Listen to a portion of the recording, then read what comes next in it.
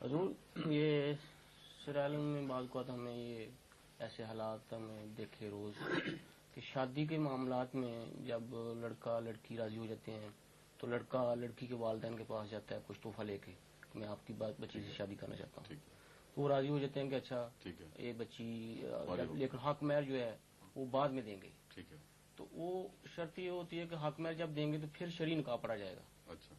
تو بعض اوقات ایک بچہ یا دو بچے ہو جاتے ہیں پھر جا کے وہ نکاح پڑھتے ہیں. تو ایسے اس کے کیا؟ قرآن کریم نے جو نکاح کا مضمون بیان فرمایا ہے وہ 4 مختلف آیات میں ہے، جس کو حضرت صلی اللہ علیہ وسلم نے نکاح کے لیے چن لیا. جی.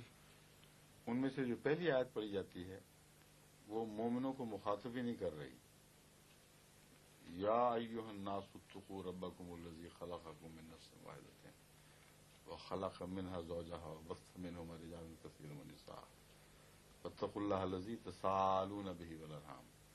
اب دیکھ لیں کہ تمام دنیا سے تعلق رکھنے والا جو مضمون تھا اس کا عنوان بھی ایسا باندھا کہ جس میں مومن غیر مومن کا فرق ہی نہیں فرمایا. اس کا مطلب یہ ہے کہ نکاح کی وہ رسم جو مسلمانوں میں جاری ہے اس رسم کی وجہ سے نکاح نہیں بنتا اصل میں، بلکہ نکاح بنی نوع انسان کا ایک بنیادی حق ہے اور یہ چھپی ہوئی چیز نہیں ہونی چاہیے، جرم نہیں ہونا چاہیے. اور جرم اور نکاح میں فرق مختلف قوموں میں مختلف دستور سے ظاہر ہوتا ہے. اب افریقہ کی سوسائٹی ایسے لوگوں کو بد کردار اور مجرم سمجھتی ہے نہیں. یعنی ایک تو یہ نا کہ بے حیائی عام ہو جائے اس لیے نہ کچھ کرے، لیکن میں اصولی بات کر رہا ہوں. اس کو وہ افریقہ کی سوسائٹی جہاں یہ واقعات ہوتے ہیں جینوئن نکاح سمجھ رہے ہیں. اس لیے یہاں مثلا رجسٹریشن ہو جاتی ہے، تو اگر رجسٹریشن سے یہ حق ثابت ہو جائے، حق قائم ہو جاتا ہے کہ میاں بیوی اکٹھے ہو جائیں، خواہ نکاح بعد میں ہو جائے، تو وہ تبرکن نکاح ہے. قانونی نکاح ہر قوم کا اپنا حق ہے، وہ رجسٹریشن سے قائم ہو جاتا ہے.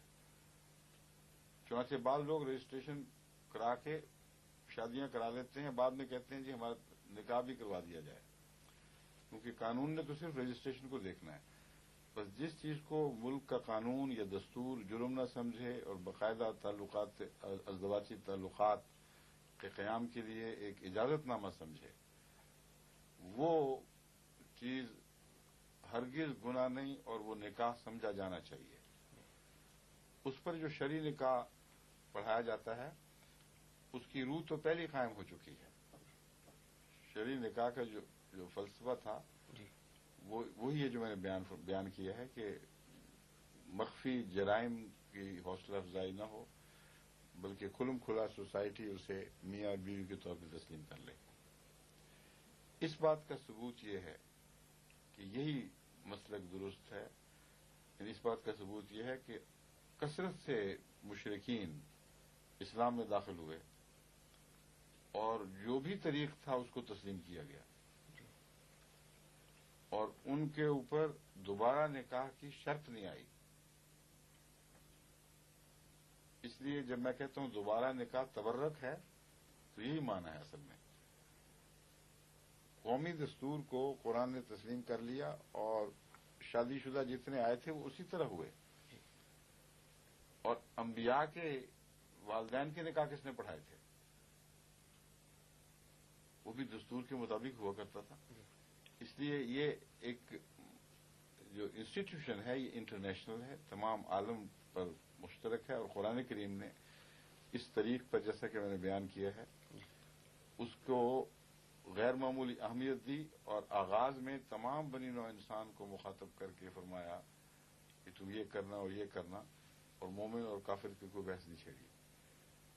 بعد میں جب خصوصیت سے اعلیٰ درجے کے نکاح کی باتیں شروع ہوئی ہیں، اعلیٰ پیمانے کا، اس میں یہ نصیحتیں پڑھی جاتی ہیں جو قرآن کریم کی باقی 3 آیات میں پڑھی جاتی ہیں. سمجھ گئے؟